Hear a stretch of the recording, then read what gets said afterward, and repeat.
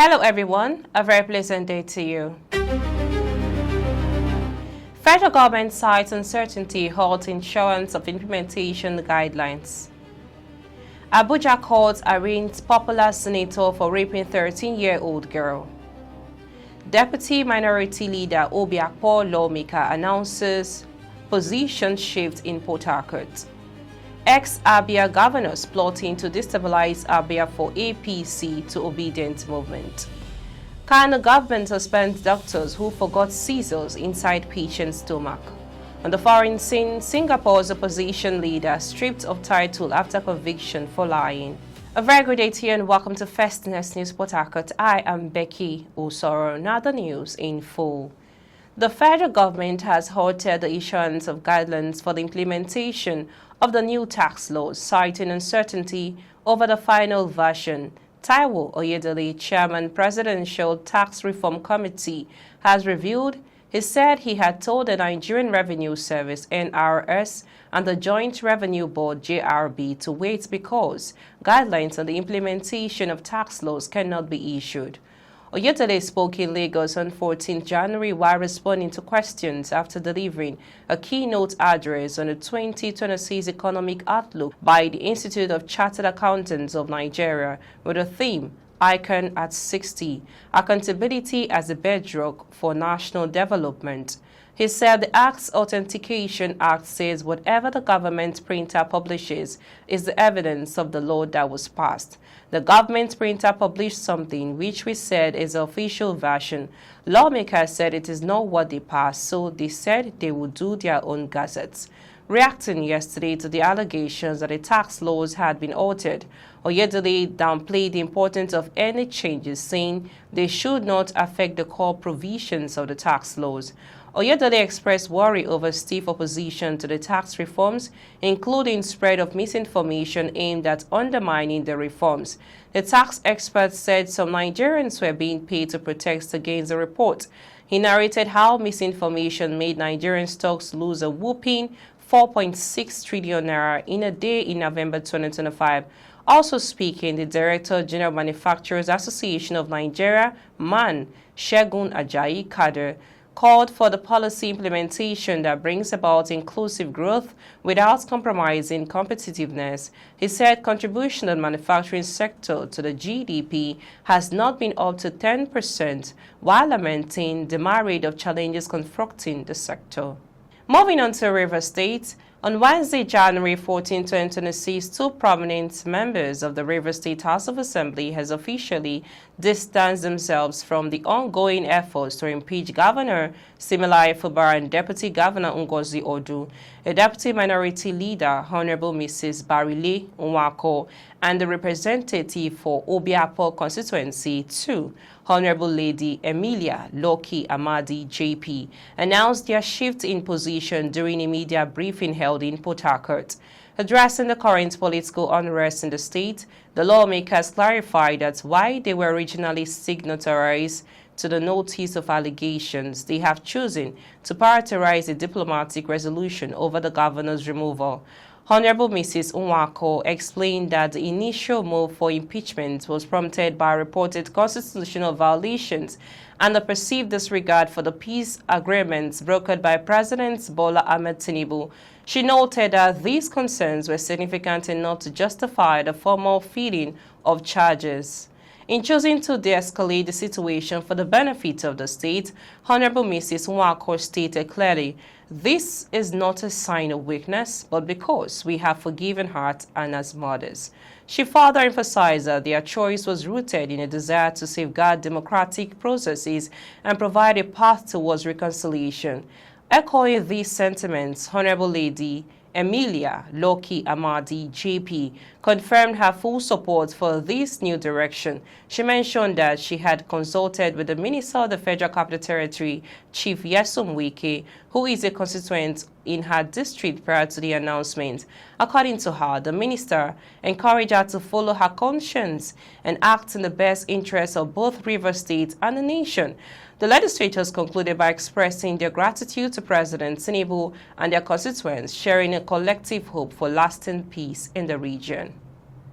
Moving on, the High Court of the Federal Capital Territory FCT, sitting in Gwagwalada, has arraigned the former senator representing Adamawa North, Ishaku Elisha Abo, over allegations of rape involving a 13-year-old schoolgirl. Abo and the second defendants were brought before the court on Wednesday in a criminal matter filed by the Inspector General Police IGP.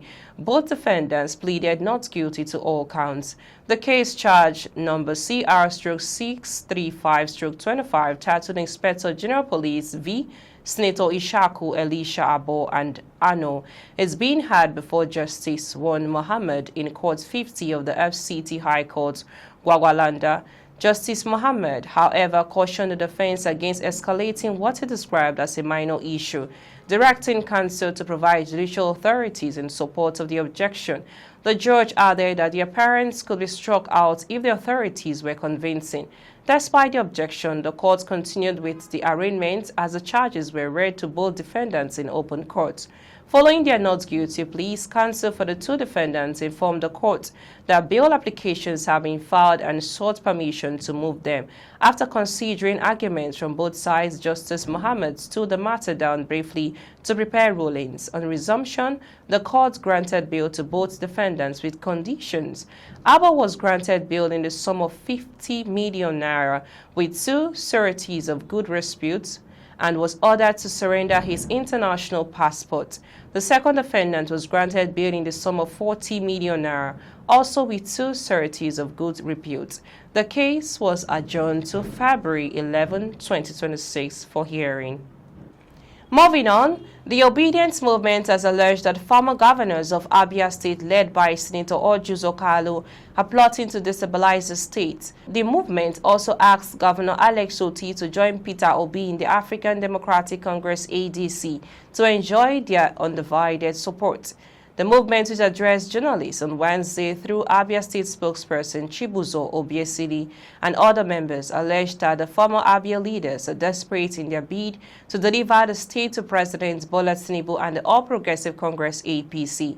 According to the Obedience Movement, OT was elected by Abia people with support of the Obi wave and has been performing in the office and should not be distracted.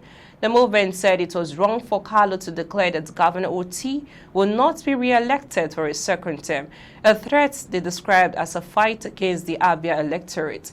It has come to the public knowledge that a meeting of former governors alongside their former commissioners, a gathering reportedly engineered by Senator Ojuzo Kalu. The meeting, where they reportedly stated their resolution to remove Dr. Alex Oti in the 2027 general election and win Abia State for APC and Tinubu respectively, Obiesili said. The Obedience Movement urged Oti to join the ADC ahead of the 2027 gubernatorial election. We now move on to Kano State.